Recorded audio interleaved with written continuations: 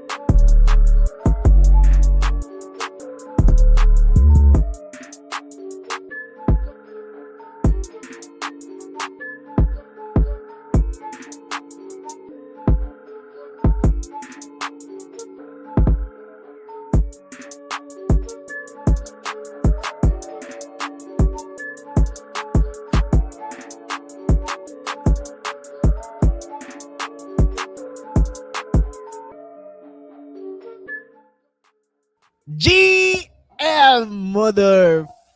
Yes, you.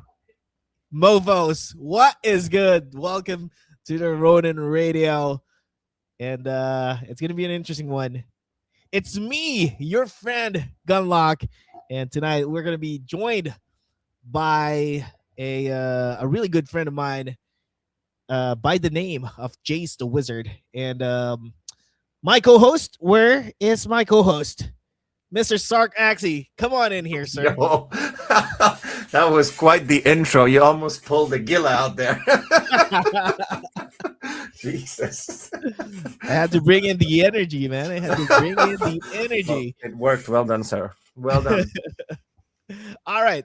So, welcome back, everybody. Welcome back. For the folks that have just come in here, make sure to like and share the stream so that we can get more people in, because today we're probably going to be giving out some keys as well, right, Mr. Sark? Am I allowed to enter?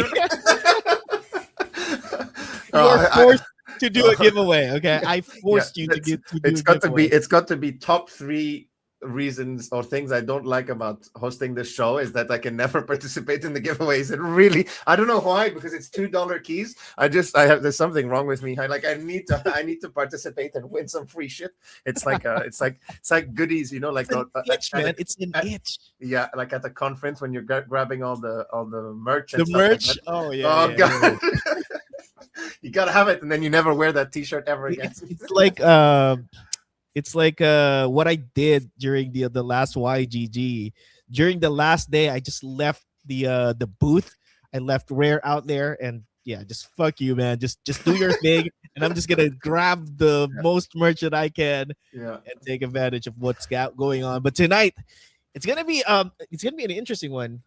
Especially I mentioned Rare because he is also a fan of the idea of risk to earn, but I think his point of view of it is more of an arcade type of game. But let's go ahead and welcome the people in. Anyone in the chat right now, if you are in the chat, drop something in there and let us know what you want to know, because we're going to be talking about a lot of things. We're going to be talking about the future of Ronin, the future of Axie, and this new game that dropped actually the same day that we had our show last week. So last week we were talking about the industry's graveyard. 93% of the Web3 games are dead, 15 billion deployed, 7 shutdowns in 2 weeks. But something during that time happened as well. There was some beef going on in the Twitter timeline about Axie, Jiho, Scarly, and on-chain heroes, and that was a really fun situation that happened last week. And the game Axie Den of Mysteries went live on the 30th of April, and while the show was running, most of our audience hasn't had time to properly dig, and I think that goes for us as well, right, Stark? I think when it started, last week, did a couple of games. Yeah, it went live as the show went live. So now everyone's had a week to play the game, do a few runs. Exactly. Yeah. And now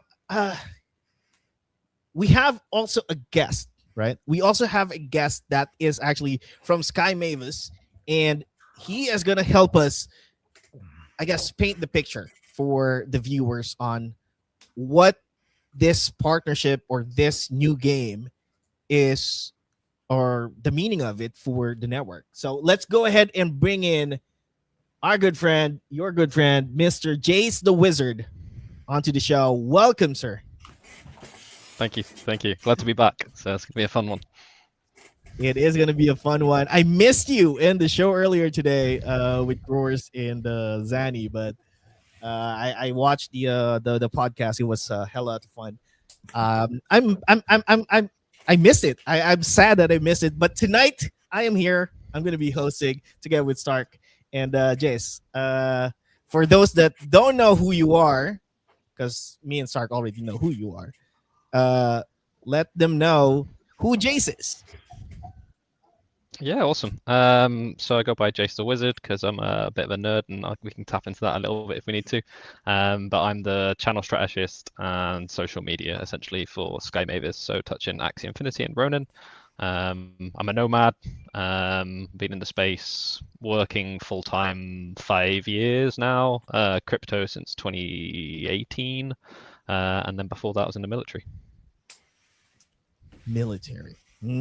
Okay. What did you do in the military, Mr. Jase? Did you did some bad things? Did bad things, yeah. Interesting line of questioning there, Gunlock. I'm just trying to be careful here, Stark. I don't want to ask question. Oh God! I know that he's gonna rip my head off. Like, If you want to know if he's if you want to know if he's a dangerous man, just look at him. I wouldn't mess with him. Too kind, too kind. It wasn't anything to do with crypto, Web3, or gaming then. So I first joined as Ronin Commando, did that for 2 years, then respecialized as heavy weapons air defense. So essentially taking down helicopters, anything that flies. And then I requalified at 6 years in to be a close quarter battle instructor. So essentially teaching or instructing soldiers in the UK and around the world on essentially close quarter combat. So how to take down a building effectively and neutralize the threat. So that's you're perfectly trained to handle the sometimes toxic Web3 community. Then when you're in the trenches with your fellow staff, and you've had these people raging on about the state of Axie and etc. You know how to defend your team. It's definitely a fun one. I think one of the main coping mechanisms, because we know what it's like in space. Sometimes it does get like heavily opinionated. If I'm stressed and there's a workload and we're doing like long 18-hour days and all around the clock work, which happens at times, and I'm feeling like overwhelmed, I'll literally just stop for a second and go, am I going to die if I don't make a decision in 1 minute? No, okay, I'm fine. And then instantly like calm, back in the zone, and then laser focused again. So it's quite funny. But yeah, that's how my brain works. Well, I mean, I think it's when we stress out and stuff like that, it's our brain is sometimes triggering the same things as you get in life or death situations, right? That's why you need to breathe. I know that the people on Twitter can be very opinionated, as you say. That's a good way of putting it. But yeah, exactly. Now, I would just like to dive right into the game, Jase. But before we do, I would like to ask, because it's something that I guess Axie has always been hesitant in giving away the IP or allowing third parties to actually use the IP for game production. We had the Axie Builder program before. We had Axie Quest, the only existing Axie Builder program, as far as I remember, along with other community-led games that was creating around Axie. But other than that, there wasn't really any other game or company that was allowed to use the IP. So I was wondering, like, was that or is there like a change of heart in that stance, or like what is going on here? Why or how did that conversation around another game, which is On-Chain Heroes, able to get the Axie IP into, in having this collaboration? Yeah, I think it's a really good one. Obviously, you'll know the story better than I will. Being both of you Axie OGs, you've seen the whole roadshow. But what I can say is recently, like over the last year, especially in Web3, what we've seen, like you said, your last show was about Web3 games dying, 15 billion being invested, 95% of teams shutting down. I think early on in the space, it was quite PvP when it comes to like games change and things like that. And as the space kind of materializes closer together, like we all know that doesn't work as an industry. So when it comes to kind of Axie Infinity being like the first actual proper Web3 game, obviously outside of CryptoKitties, but yeah, you get what I'm saying. Essentially, what's happening now is we want the space to grow together. So why don't we invite these incredible builders to come and utilize the Axie IP in certain scenarios, right? We need a team with proven track record. It can't just be any average Joe, because that's going to damage the brand reputation. It's going to sink a lot of time in. But that essentially is kind of what kickstarted this. And the origin story of this, you can probably get it from Jiho better himself. It was just two founders who liked what the other peoples were doing, and it was like a mutual connection.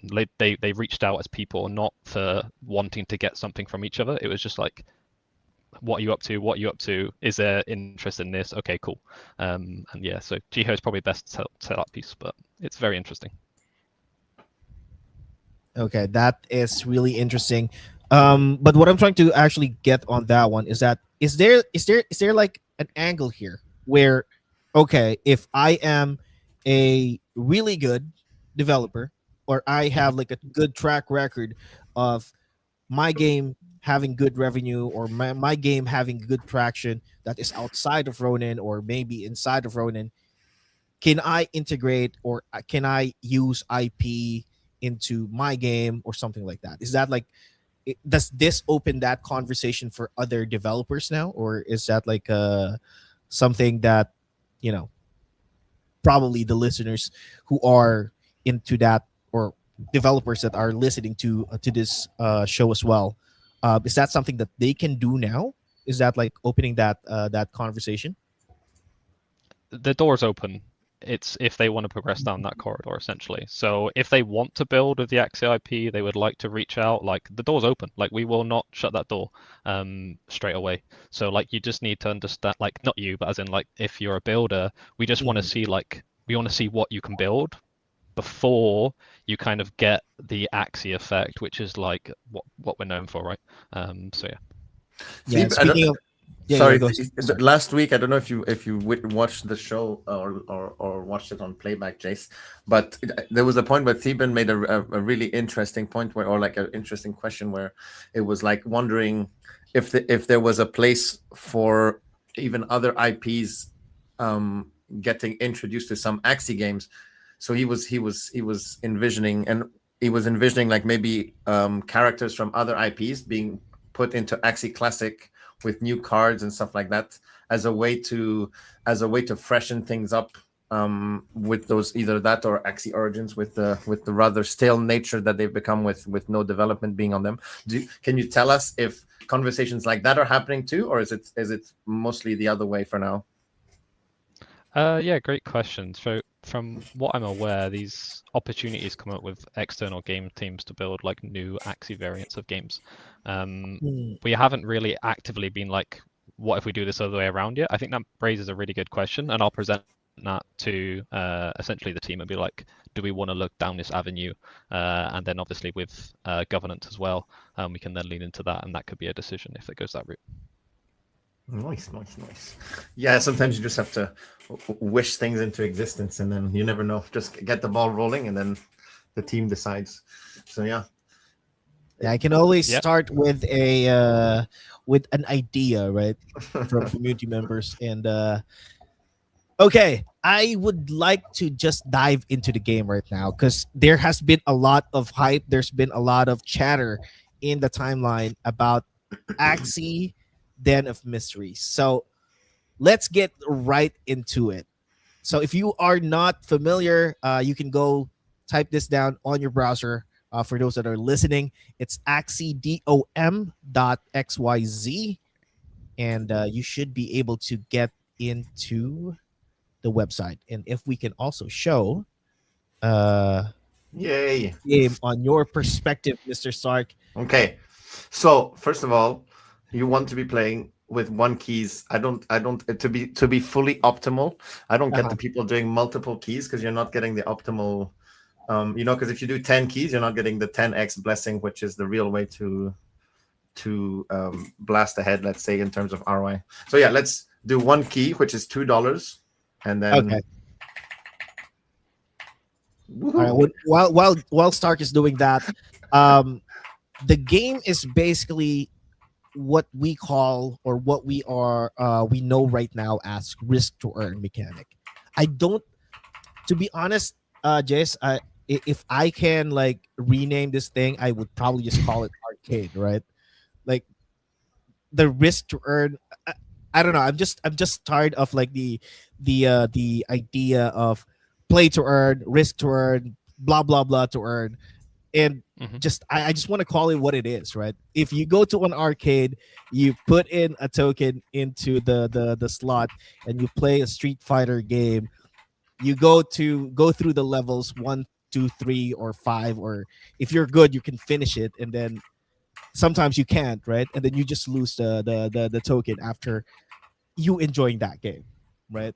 And that's it. I guess the similar concept of what game looks like right now. You put in a $2 token or the key, and you are able to progress through the stages. That's just Yeah, my I'd say take about that. yeah, no, I agree. If you're gonna like strip back and I actually spoke to Scully and Jiho about this the other day on the Lunatian Lounge exclusive. Um, that's the game stripped back essentially. But what really makes it fun and unique is the rewards you can get. So I know you don't want to call it like risk to earn or risk to reward or whatever you want to call it, but like that is something that makes these types of games really, really unique.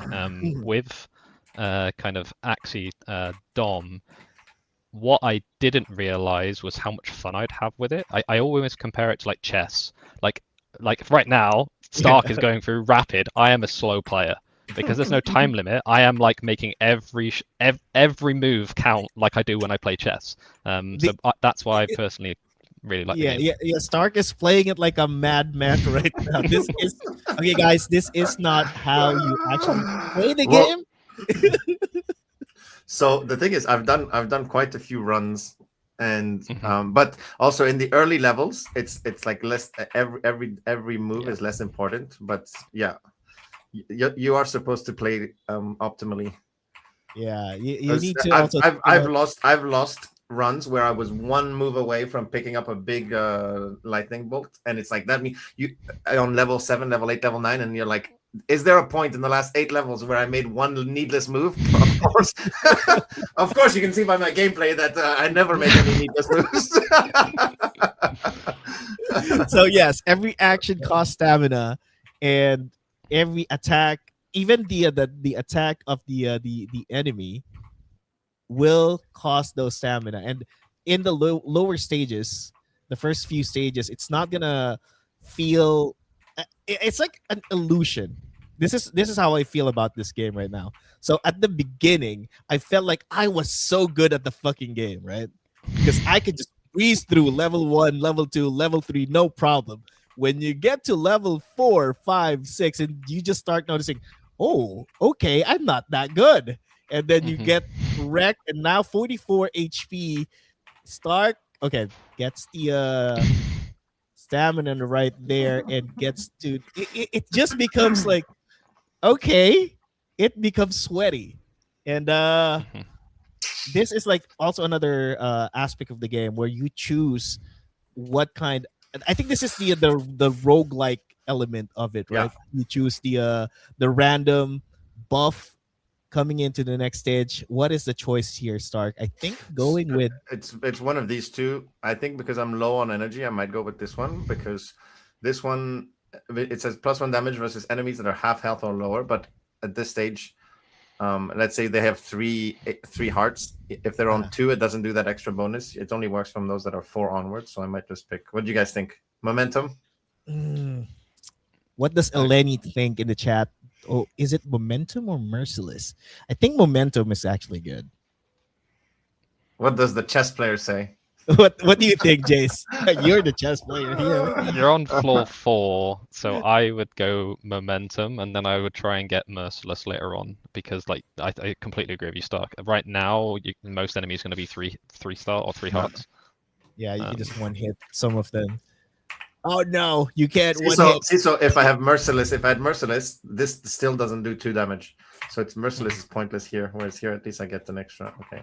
So usually when you see the portal, I go the other way. Yeah. Woohoo! Stamina. Yeah. All right. So now 90%. So we use the keys, right? And 90% of the revenue actually goes to the weekly prize pool. You saw the breakdown earlier. 60% goes to the leaderboard, and then 30% goes to the blessing, and then 10% is the cut that for the developer. Which how does that go, Jase? I'm just curious about that one. Is the revenue going to on-chain heroes, or is like? I guess my question is, who is at the actual developer of this game? Is it On-Chain Heroes, or is Axie just a distributor, or how does that go? Yeah, so the team dynamic is a collaboration of both. Like if you play as Mog, you'd be like, okay, this is very, very similar right now. but as the game progresses, there's unique things we want in Axie Dom. So when it comes to kind of like ownership, it's a full collaboration, and I think this is where it came round to the question that you said, like, can anyone just openly use the Axie IP? Well, no, because we want the games to be high quality and we want that experience. We want the games that use the Axie IP to be supported from the Axie team. So it's kind of like essentially a mixture of both, but obviously from the dev standpoint, be more leaning into like on-chain heroes. Gotcha. Okay. Where are you now, Stark? What is... Well, I died, so I'm starting a new run. Oh my... He's speed running again. We were just chatting and then you die in the background. I didn't even notice. Oh my god. Yeah, I got mugged. Okay. How does the... Okay, there was this beef that was the origination of this the announcement of this game, right? But I wanted to know, or I wanted to have that conversation with you being in the marketing or in the growth team as well. Like, how was that conceptualized, or how was that started, and who was the dude that thought, okay, let's just beef each other and then announce this game? How did that come about? Yeah, so the short story for this is we've noticed in the space like a lot of bleeding, right? There's some like games shutting down, like seems like all the time. Funding is obviously not that frequent. And what we've noticed is bad news sells really well. And this isn't just Web3, this is across the board. If you look at like mainstream newspaper headlines, most of the time it's negative. And if it's negative, they sell more news papers or releases or whatever. So that was one thing we like looked into. And when it came to like how we can go about this kind of campaign, it was a joint effort, but like I'd say Jiho is the mastermind. He was like, what if we trial this method of collaboration? So that's when, and if you attended Lunasian Lounge, I know you guys did, but you knew about this about a month ago. There was a leak, and there was quite a lot of like active players, and they were like, we know exactly what this is. So the Axie kind of the Axie kind of community already know about this. Like they could put one-on-one together. Most people did. But what we wanted to achieve was what would happen if we work alongside Axie and on-chain heroes into kind of just like seeing what happens with noise marketing, seeing what happens with speculation, like things that we know work really well within the crypto industry. And we flip it and we make it actually a positive, right? And I think one of the big things here was delivery. And I think I can't remember who it was. It might be one of you two when I was chatting in DMs. But like with Axie previously and Ronin, like sometimes we announce too early, and then kind of expectations and hype. And what we've done is matured. We've listened to feedback. So this was Jiho put like a little say teaser framing out, and then within 48 hours you're playing the game. So like within 48 hours it's fully. So yeah, that's essentially the longer story. That wasn't a short story. Essentially, Jiho's the mastermind, and then we helped implement it as both teams. Yeah, that was some crazy act that you guys put together there. It was like, oh, okay. I mean, I was trying to I was getting some of what's happening because as you mentioned, it was shown in the Lunasian Lounge that there is a game that's being developed similar to this one. There were snippets that were posted. But the rest of the crypto Twitter was probably unaware and was really surprised about what's happening. And with the, I think what triggered it the most was the post of Jiho when he said that, oh, it's the video post about, oh, this I just created this through an AI, and it was like, holy shit! It was truly magical how it triggered all the Axie and Ronin Doom posters into doing the marketing for us. That's the touch of genius. It was a fun one, and that was so. I know you guys probably know, but I was just at HQ for the last 2 weeks. So that Yeah. was like how we noticed the campaign was working really well from the teaser. Scarly from On-Chain Heroes was doing his part, full collaboration in what and how we were going to release. And then it was almost like an additional, this could really put what's taking off and push it even further, lean into Claude code, into OpenClaw, into AI agents, and tap into even more of the crypto market. So essentially that video was like, we were in a cafe co-working at a time, and we were like, what if we just do this? So within 3 hours, we went from like video production, scripting, video editing to posting to kind of capitalize on that momentum. Gotcha. Okay. You mentioned about HQ. Like, I'm interested. Like, how is how is that for you? I mean, how is the experience for you? Like, because I think it's your first time going into or in Vietnam and going into the HQ, right? So, talk to us about like that experience. Yeah, so I've been at Sky Mavis almost a year now, so 10 months. I've really enjoyed my time. I really appreciate how they operate when it comes to like remote team, but then also having the kind of the majority of the team in person. And it came about as I essentially said to Jiho, I was there like, I would like to come into HQ. Just like, as you ask, you're like, I want to come into HQ. And instead of like asking, I said, hey, I'm going to be in Vietnam and I would like to work from the office from 2 weeks. And he was just like, yeah, sweet. So because I planned on traveling out here, I want to experience this part of the world.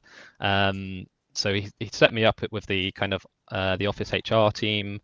And then I was working from HQ for 2 weeks. And what I experienced was a really, really good work culture.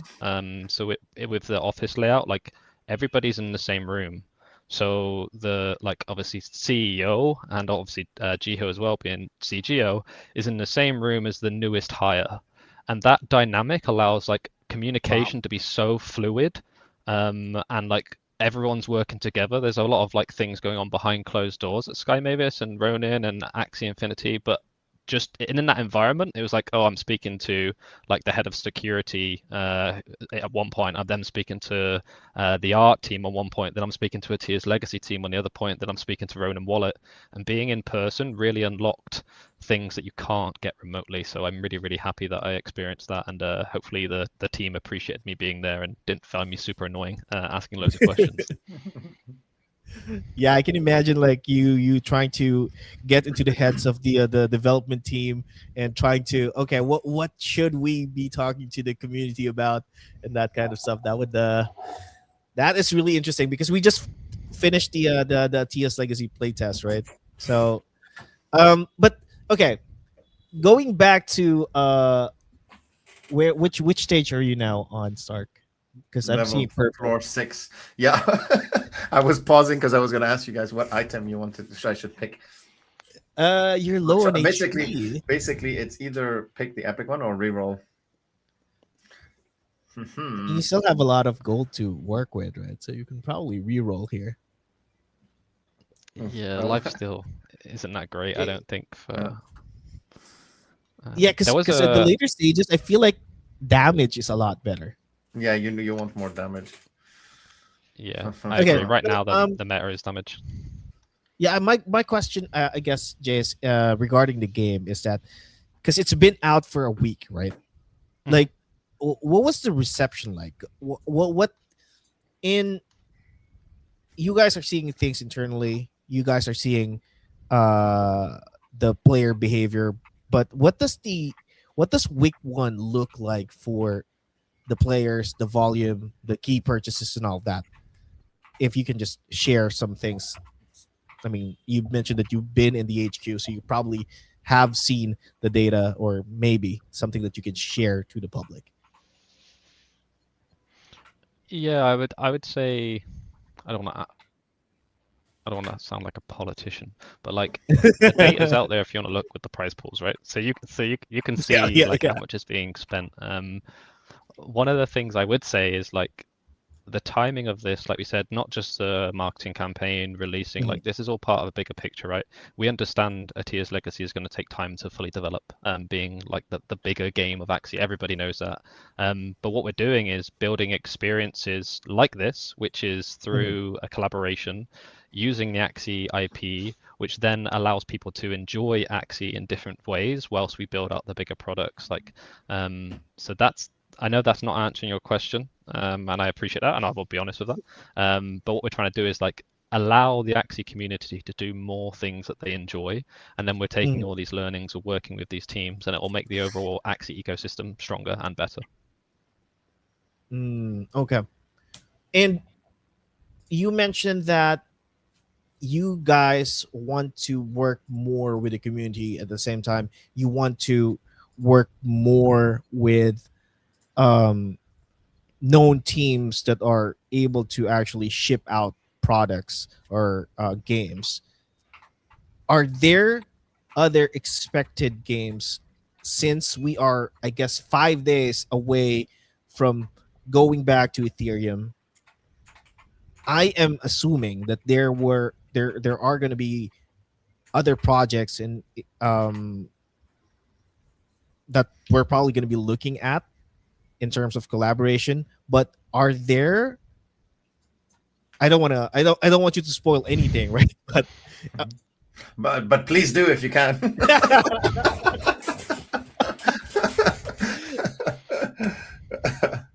But yeah, is there something that you can share with us in terms of like the future collaboration? Because this is already opening doors, right? So there might be conversations already happening in the background that we are not aware of. But if you can, give us some hints. Without Putting you on the losing my spot. job. Losing your job twice in the same day. The same day. Maybe I got it back again. I can. I would just say for like the Axie and Ronin Maxis, we are trying to be more community facing. We are listening. Like I hope you don't just see that as words. You actually see it as action. We understand people would like more games and more experiences. On the other side, like you said, Web3 is not in a solid place, like on the wider spectrum. But if you look back in the last month, you'd start to see some traction when it comes to new games for Ronin and Axie. This is being one of them. We saw Kieran from the Illuvium team start talking about Deathmatch. So I would say you're on the right guidelines of thinking potentially there is some more games on the way. I'm not going to say which ones. I'm not going to say when. I'm not going to overhype anything. I'm just saying Ronin is evolving. We are having a homecoming. And there has been a lot of interest from other teams who believe Ronin is a very, very good fit with the ecosystem we've built and the community that's established. And since we are not on the topic of the migration or going back to Ethereum, can you talk to us more about what the proof of distribution is going to be looking like for games that would be joining the ecosystem, or the games that are currently in the ecosystem? Because there are some games, I think I've seen a few snippets of the projects that have been approved, but I don't think everyone that is currently on Ronin has been approved yet. Or how does that look like? Or how is the approval process looking like for those that would want to join the proof of distribution or that program? Yeah, so I think if it's okay, I'll quickly give like a short what is proof of distribution. I think it's really important for builders, like you said, who aren't chronically online like us three. So essentially, what we've noticed, and this is one thing why I really, really like working at SkyMeve, is we can't just repeat things if it doesn't work, right? There was so much funding being given to the space. A lot of that didn't materialize into finished products, often leaving early. With proof of distribution, we're trying to solve the issue of like grants and distributing money to these teams to deliver, but then also automate it, because everybody knows if you're not on a game, like if you're not at a game studio or you're not building a business, the amount of hoops you have to jump through to secure a grant from any chain, any kind of backing is so long-winded. It takes ages, and it's a lot of manpower, it's a lot of resources being thrown to it. So proof of distribution is the automated way to do that. So nice and easy. If you're building a game on Ronin, go to the website and sign up for proof of distribution. It won't take that long at all. What this does is then, after it goes through our essentially vetting process, so like security, for example, we want to make sure that we do due diligence on who's coming onto proof of distribution. Not everybody is accepted, but we do want to try and keep it as open as possible to allow these newer indie teams to kind of come through. Once you're accepted, though, then what happens is you get put into an allocation of 5 million RON. That's for the first 12-month period. Over every month, they'll be getting paid out to the builders. So you can look at this as like, if you can prove you have a fun and a game that provides value to the network and to our players, you're going to get a monthly paycheck from Ronin to help you scale. And this also unlocks additional publishing support to reach more people within and outside of the ecosystem through owned, earned, and owned and earned media and borrowed, but that's for our creator program. Okay. 5 million RON. Now, how does that look like in terms of the actual distribution for each team? Or is that like, is there like a leaderboard of sorts of who is contributing more or who's doing better, that kind of stuff? Or how does that go? Yes. In terms of that? Yeah, like will it be weighted, and if so, how? Yes. So essentially, like you said, those 5 million rewards will be distributed monthly and on an automated basis. So we're calling this the builder score. And what this means is, okay, what is the builder score, Jase? You're just speaking mumbo jumbo. So to essentially try and get the biggest part of the pie, what we're looking at is NFT volume, DEX volume, gas spend, contract volume, active users that hold a minimum amount of 10 RON, and then new users coming into the ecosystem with that same kind of 10 RON being a benchmark. So what this does is, if you're a game and you're a new game, you don't have any NFTs out yet, but you're bringing new users into the ecosystem, like you can still benefit from the proof of distribution model. If you're a more well-known title on Ronin or another game that isn't on Ronin that wants to come across, which can be capable of doing all of these things, you then get entered and you get rewards distributed monthly based on those figures. So essentially, that's how it works. So if you're more successful, you'll get more rewards, but you're providing more value to the players and the ecosystem as a whole. Gotcha. What will the teams that get, let's say, because you said we need to vet, etc. What will the teams that get refused? Will they get told why they didn't get selected, or? This has always been an issue with, like you said previously as well, with like the grants program and stuff. So what we're trying to do at the moment is dedicate resources on that process to make sure we get people in before the migration period. After that process, I can forward it to the team to be like, we need essentially just a response of why they didn't. One thing I would flag though is, with the amount of people applying, to then dedicate resources to say every person, because you could create a project which has like essentially from scratch put a token address in, and then for us to dedicate resources in explaining why, when it's essentially you have no product, you have no game. In other words, it isn't automated. It's something I can forward onto the team so that at least they get a response, especially if they're a team that is already well established. But I don't see them getting rejected if that's the case. Well, and maybe just an appeals process then, so that you only respond to those that take the time to try to appeal a decision, so that you're not responding en masse to spam requests and stuff like that. Yeah, that's a really, really good point. Let me literally write that down on my notes. Share it was my idea in the next team meeting. I had this genius thought. It's okay. You can. That's your little. That's your payment for coming on the show. You're welcome. Thank you. But no, yeah, I'll forward that to the team. I think it's important that we get some level of communication if there's. Well, yeah, I think it's an important conversation to have, because the whole point of automating the whole proof of distribution thing is not the whole point, but part of it is like so that there's no playing favorites, etc. Like it's the metrics that speak for everything. So I think it's important to put a lot of thought into the gatekeeping process in the first place, because if it's not like it's easy to make that whole point moot if there is, and I don't think there is, but if there is like favoritism at the gate, then the whole point of automating the distribution is pointless in a way.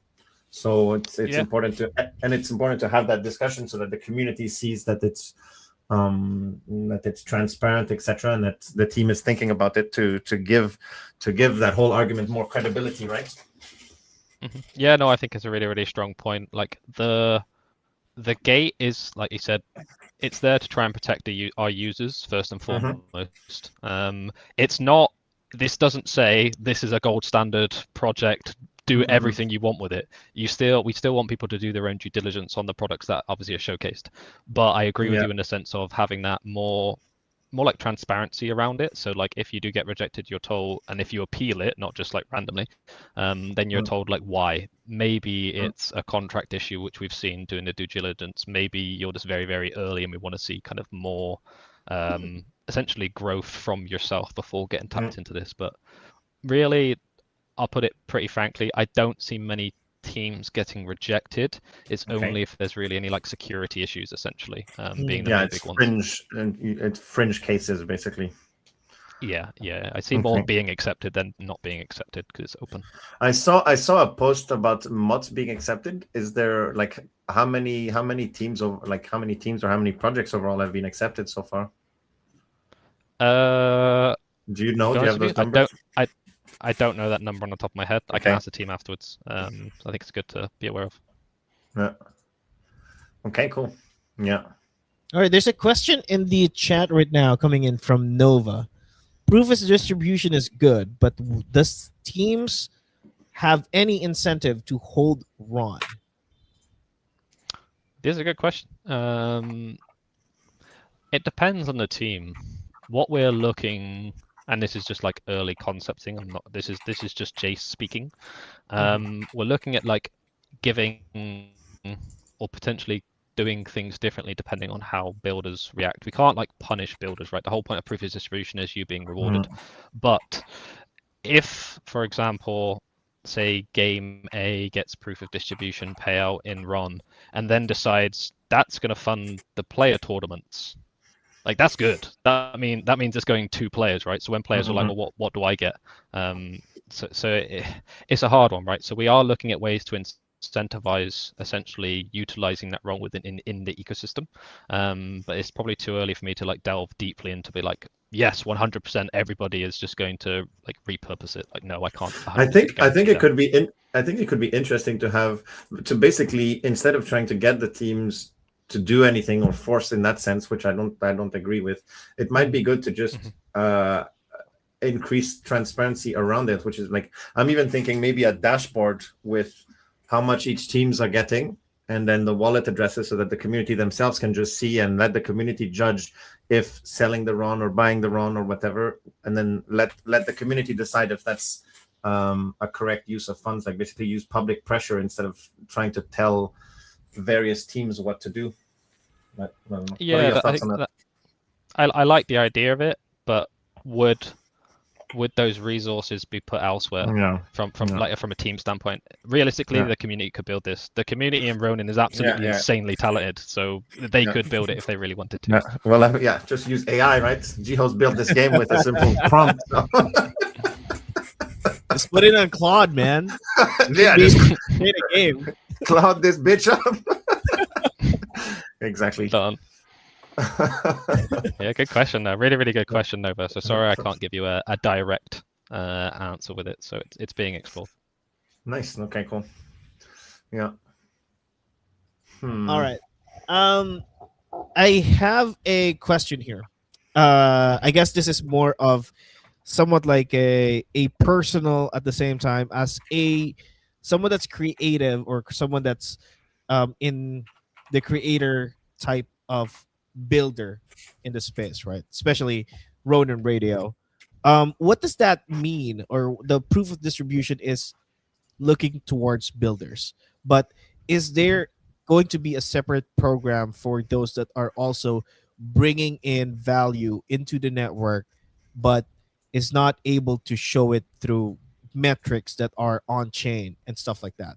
Because there are teams that are probably like, Ronin Radio or other creators that are probably in the same space that are wondering, okay, what's in it for us then Mm. if it's just going to be rewarding the game developers that are bringing the games into the network. What is it for the creators or the creator side of things? Yeah, I can't talk too much on it, basically because I'm not the person who's got ownership. But like the creator, the ambassador, essentially, like you said, metrics that can't really be measured on chain easily, Mhm. through attribution, source, awareness. That is getting, um, should we say that? I'd say I won't even say like a facelift. The person responsible for that system is making that system better, and that's not me just saying, Mm. oh, they're going to have game nights. Like, no, no, it's actually a system level change to Mm. help the people bringing in value to the network. What I wouldn't say is we can't cater to absolutely everybody because it comes a why me or like why not me mentality Mm. from like Mm. Mhm. everybody. So like builder, then Sky Mavis, then creator. But what we want to do is like, how do we attribute the people providing value to the network?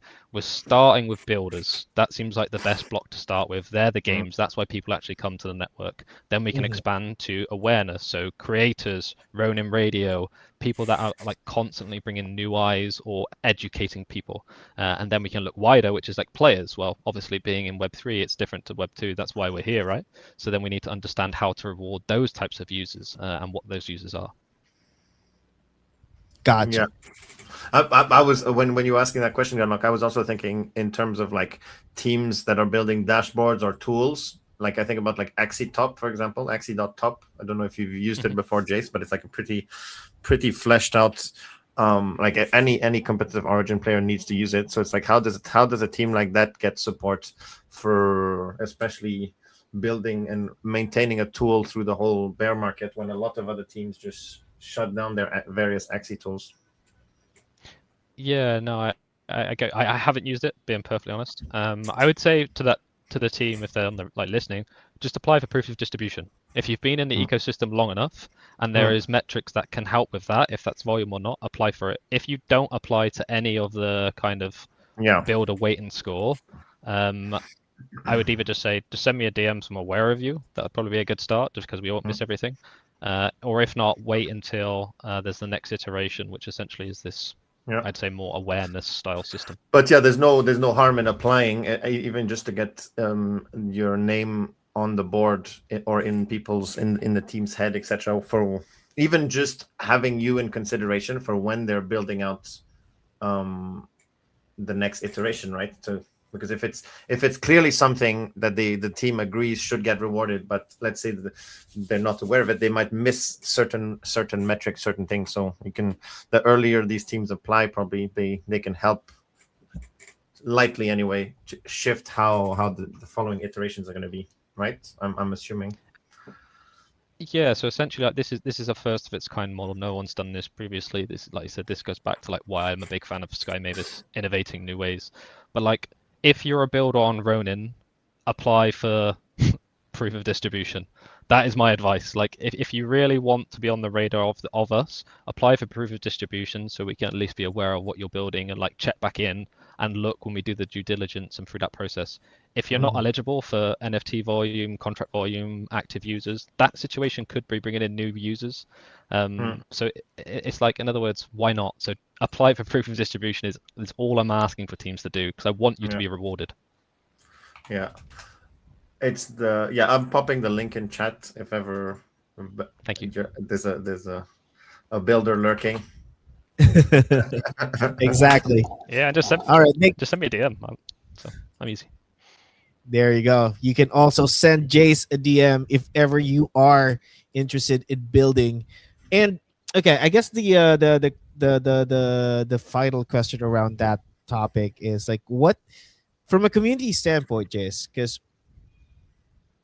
it's, I mean, we're building, I mean, it's proof of distribution is aimed towards builders that are building, and there Mhm. is also the creator program on the side that's also being built. Now, what does that look like for the commoners, like the community standpoint? Like, what needs to happen on the 12th of May and after for this to feel like this migration to feel like a genuine turning point for the network? Like, Yeah, good question. Like, so what happens to like the average Joe per se, who isn't a builder, yeah. who's not a creator? Like, what does that mean for them? Um, on the day itself, nothing. Chill out. Have a day off crypto Twitter if you want. You know what I mean? Just like go touch No, grass. never. I refuse. Don't tell me what to do.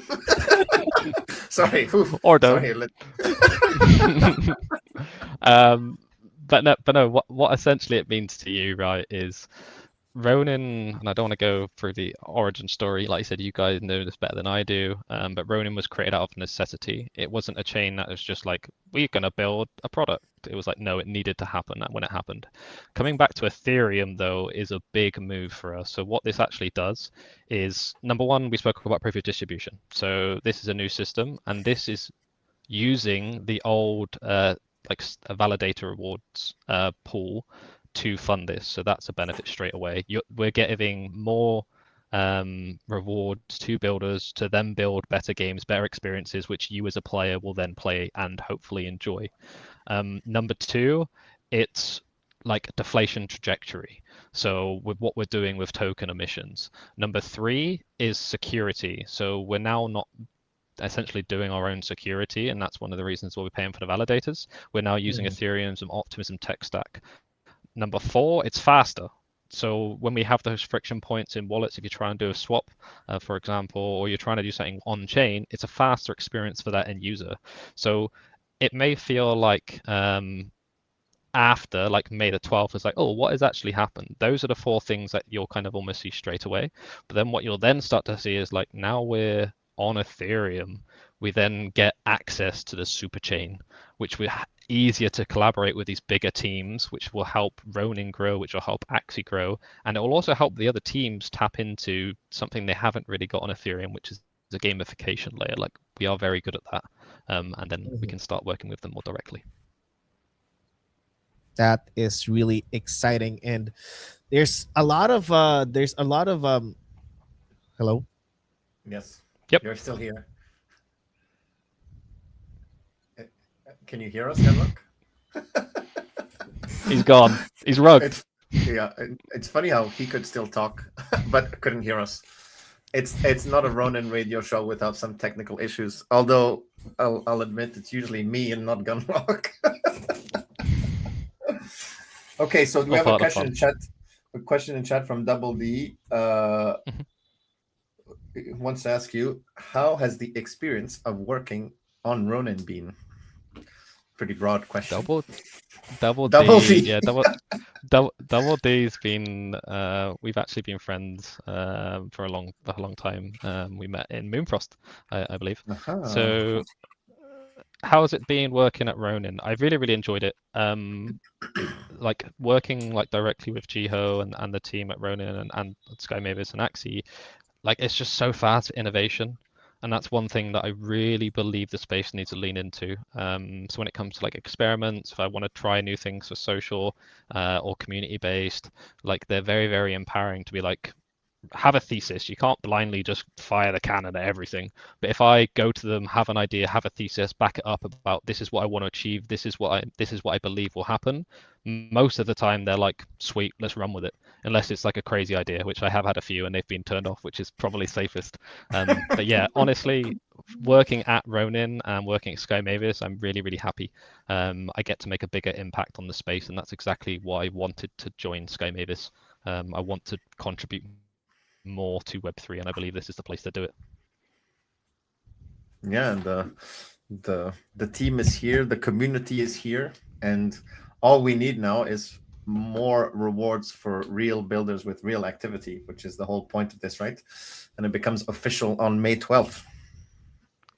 Yeah, no, I'm excited. I'm excited.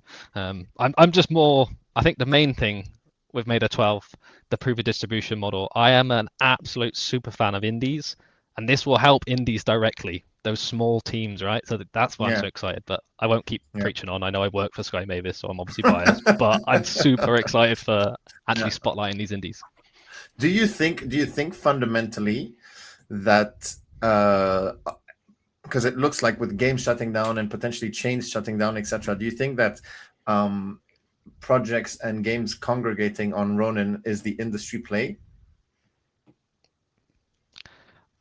I believe Ronin has a very unique community and strength that not a lot of chains do. Now there isn't as many like straight up grant checks being thrown around to secure games, which Ronin didn't really do.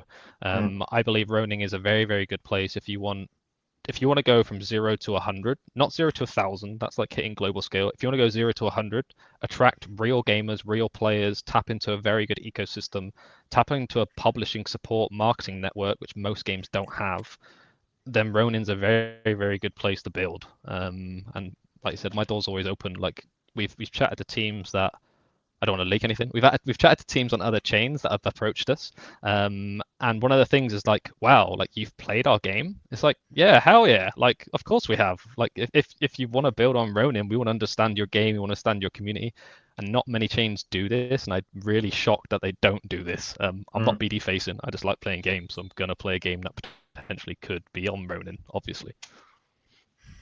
Yeah, fair enough. We have a question from Quazing Life. I don't quite understand, so but we can bring it up and then you can follow up. Quazing maybe puts this: does moving on May 12th means no more shutting down games and slow rug pulls pretending to build but just hype? I mean, no, there'll always be games that shut down and you'll always get slow rug pulls. So I don't know how the migration is not really meant to address that, right? It's just more to add to fund real teams with real activity. So if you have a follow up on that, because otherwise I just misunderstood. But yeah, I'm a fan of all these indie games, indie projects, and we'll see. Well, I'm excited for the small teams that have still been sticking around to get a bit more reward, and then also maybe discover some other small indie teams that are maybe building on other chains that will maybe migrate over here. Yeah, no, that's exactly what I'm hoping for. And yeah, for Quazing, you've answered the question perfectly for Quazing Life. Like, no, this doesn't essentially provide a golden bullet for slow rug pulls and game shutting down. Like that is going to happen as long as gaming exists. It's the same in traditional gaming. This is not a Web3 thing. Like teams will take money and they'll build and never deliver. Like it's just, I think in Web3 it's slightly different if the community has bought in early to support that game, to support that vision, but also to try and make profit on what's being established and built. So no, it won't be a golden bullet, but this will help reward the builders actually contributing positively to the ecosystem. Yeah, exactly. Well, I think we can. I've spoken to Gunlock. He has had electricity is cut out, so he's not coming back. He literally said lights went out and he's on his phone. So, yeah, I think it's a good call. We can just start wrapping up the show. Is there anything you wanted to talk about and stuff like that we haven't really brought up? I could probably stay on here for hours. I'll be honest with you. I really like it, man. I really appreciate Ronin Radio and the community just for essentially coming to listen to me yap.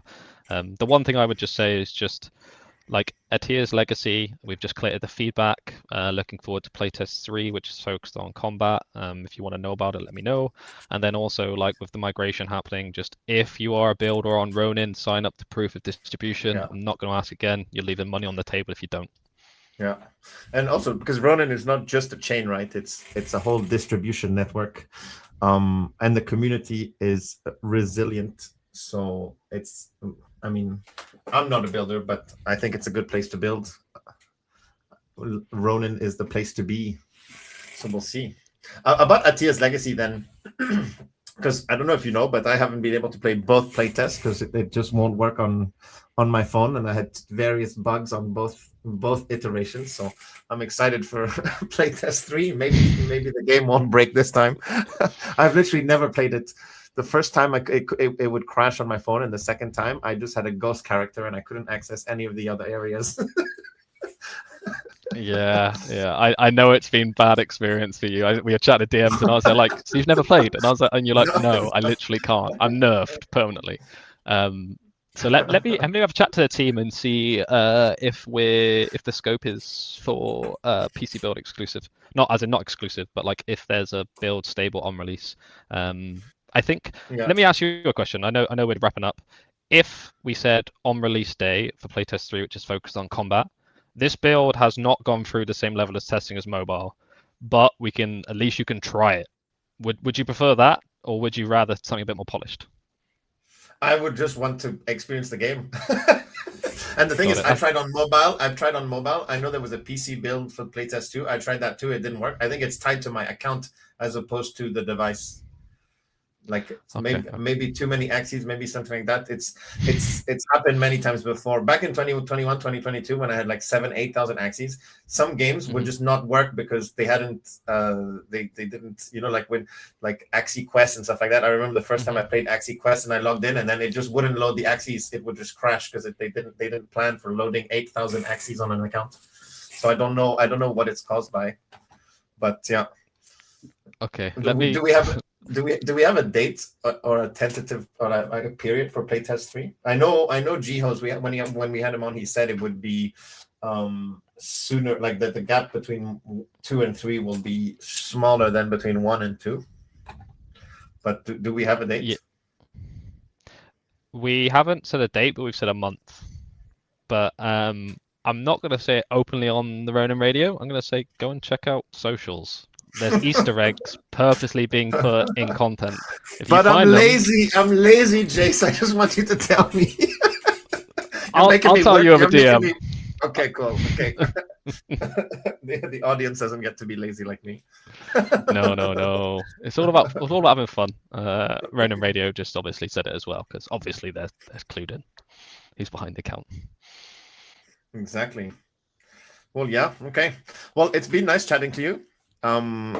We were talking a lot in DMs about the first show you do with me. I know you'd been on Ronin Radio before, right? And I just wasn't here. Am I remembering? Yeah, no, we've always like essentially missed each other every single time. So I'm really excited. Yeah, and we'll have you on again soon. By this show next week, the migration will be live, and I think we might have a G-host coming on. So we'll see. You guys can just follow our socials. See what I did there? Everything is on the socials. Just follow our socials to see and who our guest next week will be once it's locked in. And yeah, thanks for coming on, Jase. Yeah, thank you for having me, and thank you for everyone in the community for showing up. Like Double D, Quasingo Life, everyone who's putting the questions. It really.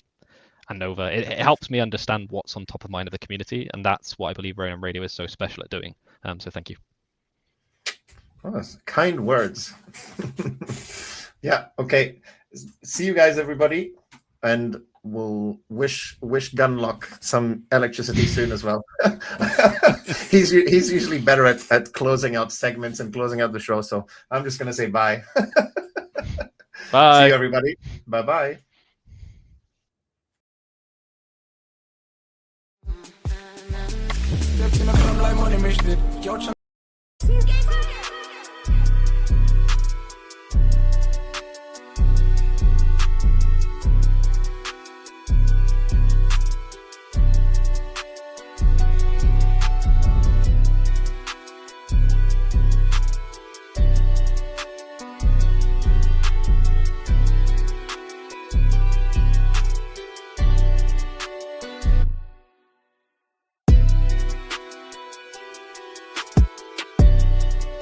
Not a chance that I can't hear any of you fuckers right now, and you actually are. Oh, shit! Fuck!